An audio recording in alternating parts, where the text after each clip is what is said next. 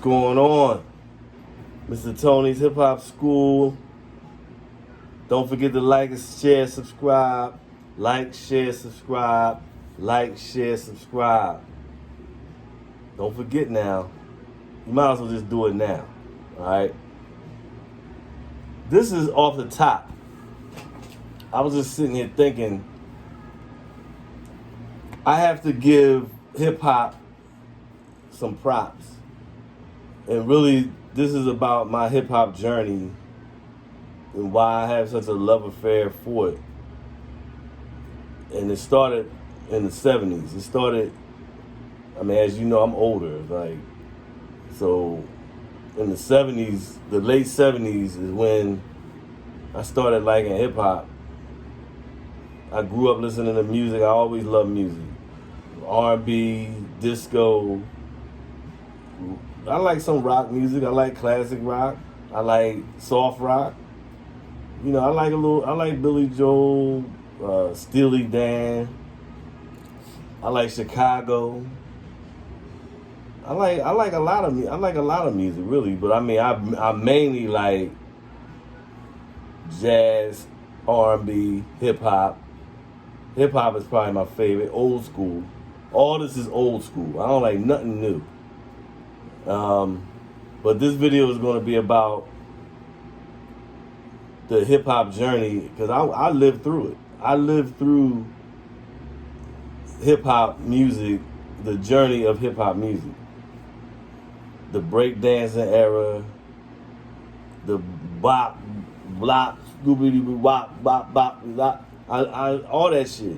I lived through that. I used to listen to, in Philly, Lady B was pretty much the hip hop radio. She was the shit back in the day.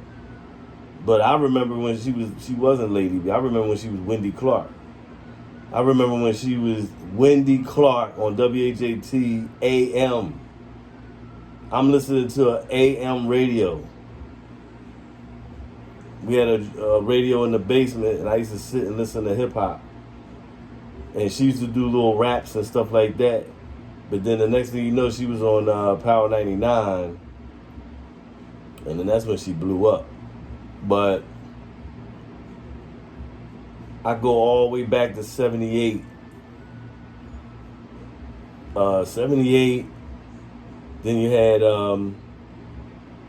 it's messed up. I keep getting, it's not Captain Rock. It was Captain, damn, I forgot his name. Fuck. But that's really who started it. It was this dude that came out in 78. He had like space age kind of music, but he had a couple of he had a couple of songs that was hip hop, but it wasn't hip hop then. It was just more like up tempo music. You know what I'm saying? Up tempo dance music, and they ain't really labeled hip hop until the 80s. That shit came along. That came along like in the early 80s, but I just love hip hop since 78.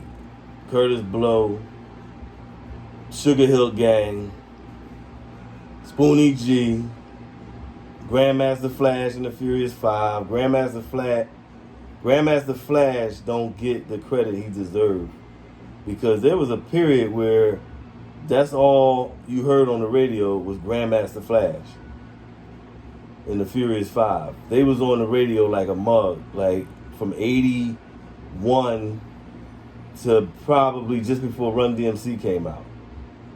You would hear Grandmaster Flash all the time.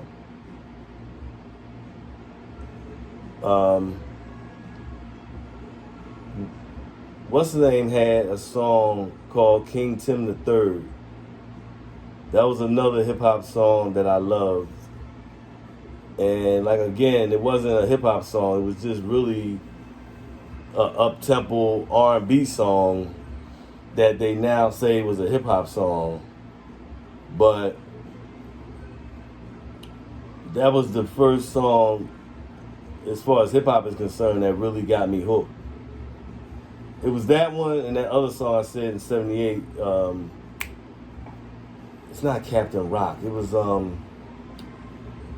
I can't remember his name now, but he had a few hits back in the day, back in the late '70s. He was like real futuristic and different. And that name's gonna come to me in a minute, um, but what really did it for me was Run DMC. Run DMC, Run DMC really did it for me. Because Run DMC, first of all, they had a swagger about them. That's number one. Two, they just looked like hip hop. They just looked like they was from the hood. You know what I mean? They had that New York swagger. Then the Adidas, the Lee jeans, the Adidas sweatsuits. That's what made me like an Adidas, man. Them.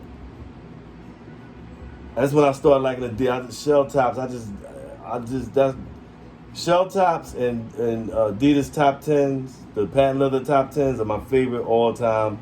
They're my favorite sneakers of all time because of Run DMC. Run DMC is starting to become forgotten, but they're never gonna be forgotten in my book because man, I was a big Run DMC fan. You know, and then you had the Fat Boys. I love the Fat Boys. I can't say I loved Curtis Blow, but I did like a lot of his songs. LL, believe it or not, I wasn't a huge LL Cool J fan, but there's a lot of songs I like that he did. And I like the fact that he was with Marley Marl. Now, I'm a big Marley Marl fan. I'm a big Biz fan, Big Daddy Kane. Big Daddy Kane is one of my favorite rappers of all time. I wasn't a Kool G Rap fan, but I like a lot of his songs. So, like, I didn't go with the flow with everybody else. I love Public Enemy. I'm skipping a lot of people. It's just, but I forgot. In '86 though, this is my favorite rapper of all time, KRS-One. Because KRS-One, first of all, he single-handedly put me on my way to being awoke. Him by himself, just listening to all his music, he put me on my road to being awoke. As far as spirituality, as far as the bullshit out here, as far as how you eat, as far as religion, like all this bullshit that's out here, it was him. He was the first. He was the start of that. Because I started really listening to what he was saying in a lot of his songs. And I'm like, yo, he's the one that started me listening to Malcolm X. Like hip hop back from like 87 to 90, I want to say 87 to 91, but really it might be 87 to 94. That shit was so conscious. It's like the shit was just flowing with just positive information.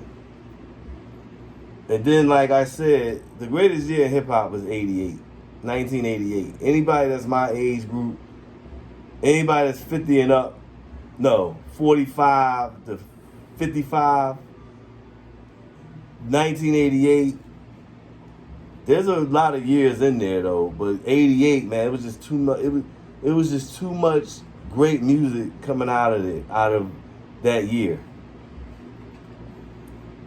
But anyway, I gotta keep moving. But yeah, Public Enemy, KRS-One is my greatest rapper of all time. Nas is one of my favorite of all time and greatest of all time. Busta Rhymes is one of my favorite and greatest of all time. Tribe Called Quest, as far as groups, is one of my favorite and greatest of all time, along with Wu-Tang Clan. And I like all the dudes that was in it. I mean, I'm more of a Method, Ghostface, Old Dirty Bastard. RZA is one of my favorite producers of all time. Gang Starr is one of my favorite groups of all time and greatest of all time. Mobb Deep, favorite, greatest of all time.